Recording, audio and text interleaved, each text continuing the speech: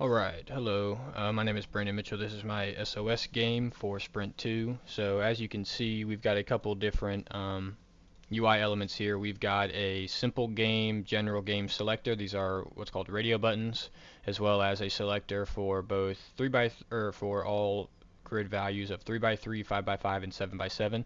You can see I initialize it to this size right here just to make my life a little easier and to give the user a default, or rather the player a default value. Down here we have player controls, both player 1 and player 2.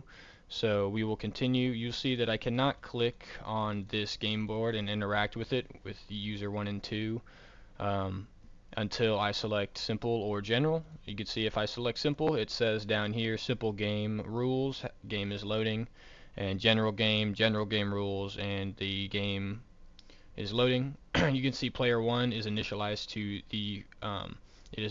to their turn by default.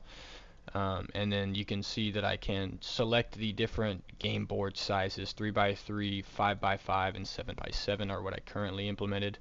I'm going to go and full screen this. And then I've got player 1 and 2. As I said, player 1 is initialized to be first. So let's go ahead and start. Player 1 is going to try to make an S. You can see I successfully made an S. It is now player 2's turn. Player 2 will make an an O, sorry.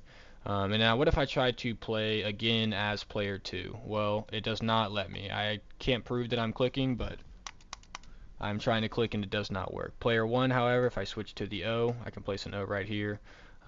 Player 2, I cannot override a circle, or I cannot override the state of a cell by clicking on it. It does not work, but I can place them in a new cell. Player 1, again, S. Player 2, we can place an S for them as well. And then we'll show you player 1 placing an O and player 2 placing an O. So as you can see, there it is. If I want to play another game and reset this game, I can either just select simple game again, and there it wipes my board, or I could select general game, as well as changing the grid size will ensure that the grid state is updated to a new game state. You can see that the board will change sizes depending on the screen so that the UI is more flexible, as well as still allow me to input items regardless of grid size. You can see if I change grid size, it will update and move out the way. So a lot of what we handled